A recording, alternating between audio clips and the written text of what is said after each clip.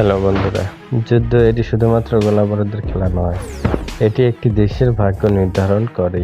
কিন্তু প্রশ্ন হচ্ছে, যুদ্ধে কি কোনো নীতি আছে?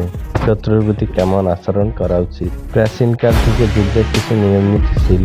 ইসলামে বলা হয়েছে যুদ্ধের সময় নিরীহ মানুষ, শিশু, নারী এবং বৃদ্ধদের হত্যা করা যাবে না, এমনকি শত্রুর সম্পদ ধ্বংস করাও নিষেধ।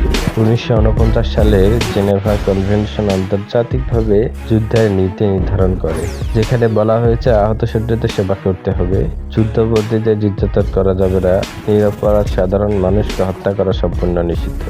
কিন্তু বাস্তবতা কি সত্যি এই নীতিগুলো মানে? সিরিয়া, ইরাক, ইউক্রেন এই দেশগুলোর যুদ্ধ দেখিয়েছে কিভাবে নিরীহ মানুষ আক্রান্ত হয়। অনেক দেশ যুদ্ধবন্দীদের উপর অমানবিক নির্যাতন চালায়, যা আন্তর্জাতিক আইন লঙ্ঘন করে। যুদ্ধ শুধু সামরিক সংঘর্ষ নয়, এটি সাধারণ মানুষের জীবনকে ধ্বংস করে দেয়। প্রশ্ন হচ্ছে, যুদ্ধ কি আসলেই কোনো সমস্যার সমাধান আনতে পারে?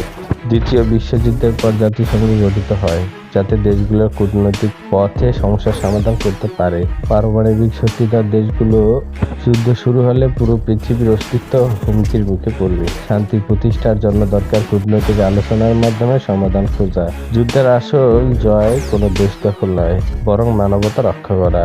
আমরা যদি মানবতার নিয়ম মেনে চলি, তবে হয়তো একদিন যুদ্ধহীন পৃথিবী করে তুলতে পারবো।